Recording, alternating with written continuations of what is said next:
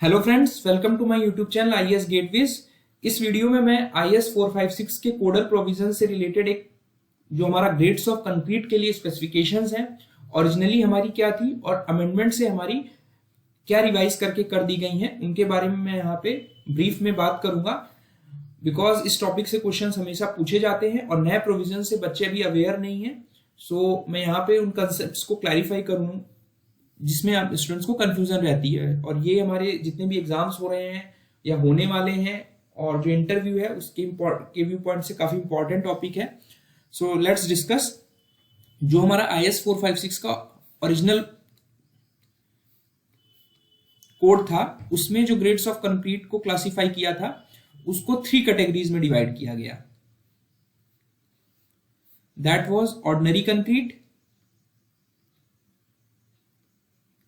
Standard concrete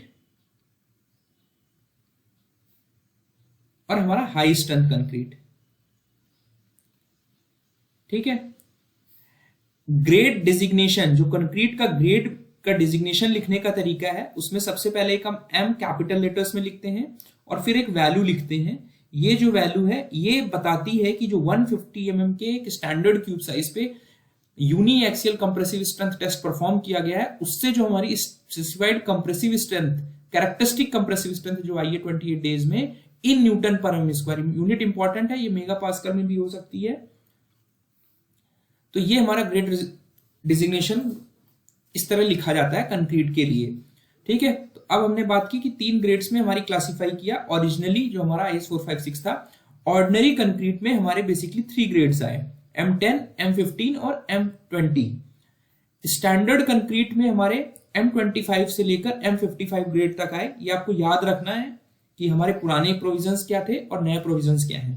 तो यहां पर आपके देखेंगे 3 ग्रेड्स थे, यहां पर आप देखेंगे तो 7 ग्रेड्स थे और हाई स्ट्रेंथ कंक्रीट में हमारे टोटल 5 ग्रेड्स थे। तो इन ओरिजिनल जो हमारा कोड है उसमें हमारे टोटल ग्रेड्स जो थे वो हमारे कितने हो गए? 15 ग्रेड्स ऑफ कंक्रीट में क्लासिफाई किया गया अंडर 3 ग्रुप्स। ठीक है। अब एक इंपॉर्टेंट चीज ये ध्यान रखना है कि जो हमारे डिजाइन पैरामीटर्स हैं, आईएएस 456 ने जितने भी स्पेसिफिकेशंस दिए हैं रिगार्डिंग डिजाइन पैरामीटर्स, उनकी अप्लीकेबिलिटी क्या है, ये इंपॉर्टेंट चीज है, इसको आपको ध्यान रखना है। जो डिजाइन पैरामीटर्स हैं they are applicable up to M55 grade as per original version of code. ठीक है। ओरिजिनली हमारे M55 तक जो भी डिजाइन पैरामीटर्स इस कोड ने सजेस्ट किए वो अप्लीकेबल थे।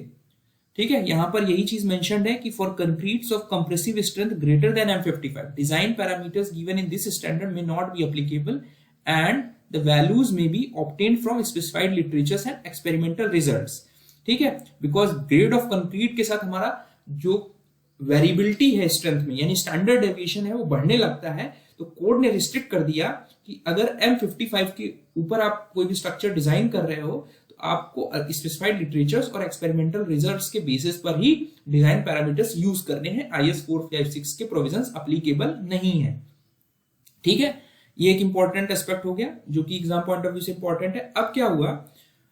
अमेंडमेंट 4 आया, यानी 4th रिवीजन आया इस कोड का, जिसमें बहुत सारे प्रोविजंस चेंज किए गए। उसमें ये ग्रेड्स ऑफ कंक्रीट से रिलेटेड ये हमारा एक इंपॉर्टेंट प्रोविजन था जो कि चेंज किया गया।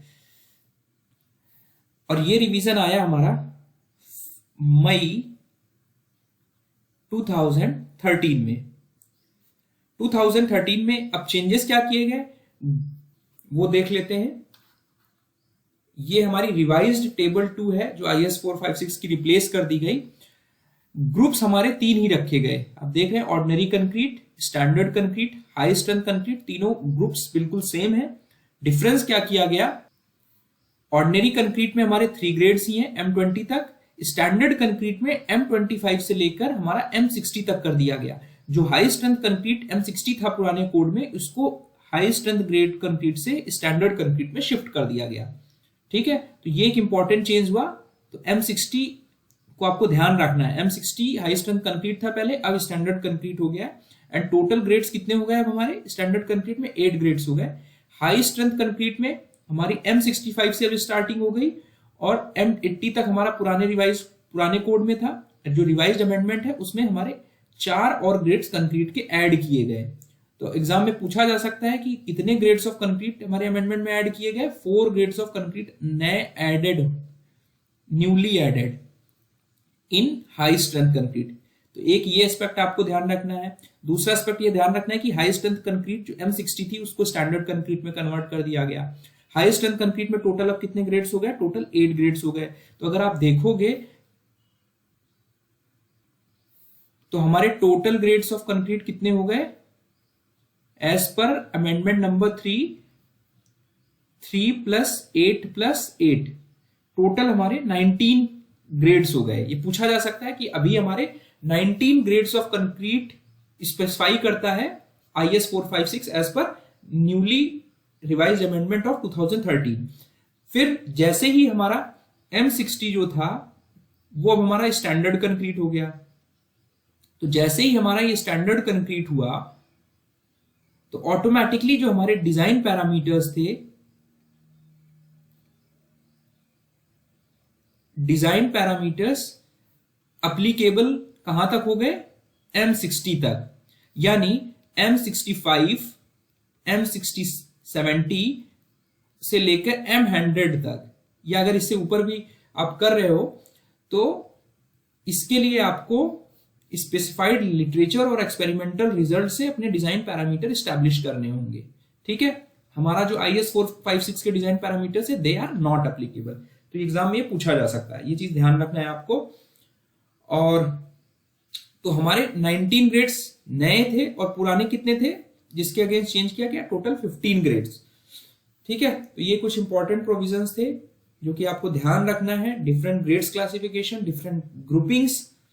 ठीक है, आई होप मेरा वीडियो आपको पसंद आया होगा। Thank you.